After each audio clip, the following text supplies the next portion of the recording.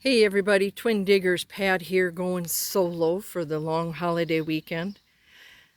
Pam and I wanted to share with you a great find that we came across yesterday, and we thought you might enjoy a little history of the Ball Mason jar and what we were able to find from a lady who was selling these that belonged to her mother. So I'm going to zoom down here. We found online a woman locally that wanted to sell her mother's mason jars. Her mom did a lot of canning over the years, and these jars are 100 years old. They are from the 1923 to 1933 era. She thought more it was like the early 20s. All of these jars, 24 of them, also had the zinc lids on them with the Ball manufacturer name. So I was unable to leave work, and I called Pam. It was close to where she was. She went up on her lunch hour, and this lady gave us this orange crate, and they were full of them. I have not washed them up yet, but I can hardly wait to see the beauty of them. The interesting thing is the numbering on the bottles, and we found 3 that are rare that I will save the suspense to the end.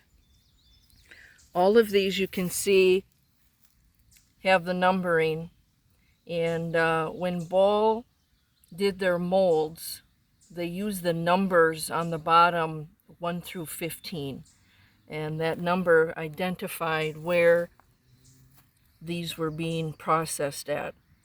And we have a couple duplicates, but pretty much we have a real nice collection of 1 through 14.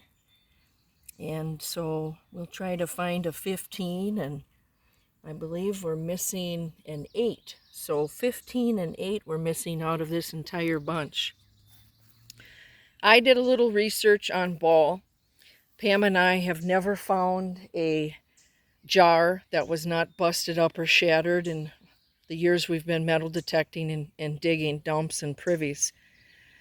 So I could see why, because so many people use these for all of their canning and probably only discarded them if they exploded under pressure.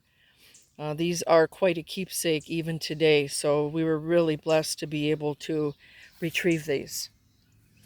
The Ball brothers started in 1880, and they borrowed $200 from their Uncle George Ball to start a company. Well, the mold numbers are on the bottom to identify the positions that the jars were held in the glass-making machine. And of course, I said the numbers go from 1 through 15. The brothers started making tin cans encased in wooden jackets to hold kerosene and paints and varnishes. And they soon realized that the contents in them were corroding the tin cans. So they began to experiment with jars.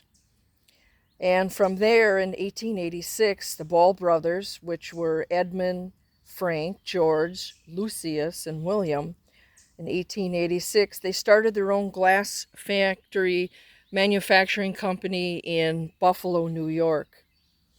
In 1900, the census stated that they produced daily 240,000 jars. All were machine made. And the color blue is also a very interesting story.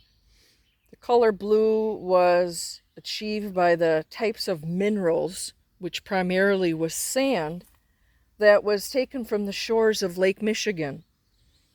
They say the color was believed to extend the life of the food by blocking out sunlight.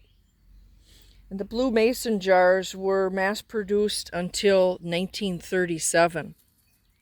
Now, if you go into Google and put in Ball mason jar, it will show you a list of the types of embossing, if there were triple L drop-downs, if there were a drop-down A loop, if it was removed, if there was an underscore or an ascender that was removed. And it is fascinating. to see all of the details. The other thing is that in this collection that we purchased, we have 3 number 13 jars. Now 13, I've heard various stories, is an unlucky number. Moonshiners, they were superstitious, and they would break them if they saw that. And farmers and grocery store owners that came across number 13s, they would break them as well. Now I know in all of the channels that we follow, everybody's always looking for the number 13. I honestly don't know what they're worth, but I do know that it's something very special that we came across, and we wanted to share that with you. So aside from number 8 and number 15, we have a full collection, and we're so blessed to be able to have come across these. So I want to just give you a little history of it, and also how dang excited we are. And sister and I, we scored on this. If anyone has any other stories about the number 13 or anything else that I've overlooked in the short research that I've did, please let me know. We'll have still pictures on our Twin Diggers Facebook page, and just a little bit more history pictures of the jars. And thanks a lot. We'll try to get some metal detecting in this weekend. We're both on holiday weekend, so we're going to try to see what we can come up with by ourselves. And next weekend, we are going back to the farm we were at last weekend for 2 days, and we have a large dump that we're going to be going through. We were going to leave it until the fall, but we're so darn excited about getting in there. We can't wait. And plus we're in extreme heat again, and it's just too tough digging out in the open fields. It's so dry again. So we're going to hit the woods next weekend, and if we can't get another video this weekend, we'll catch you then. Thanks everyone for watching. Take care. Have a safe and wonderful Independence weekend. Thank you.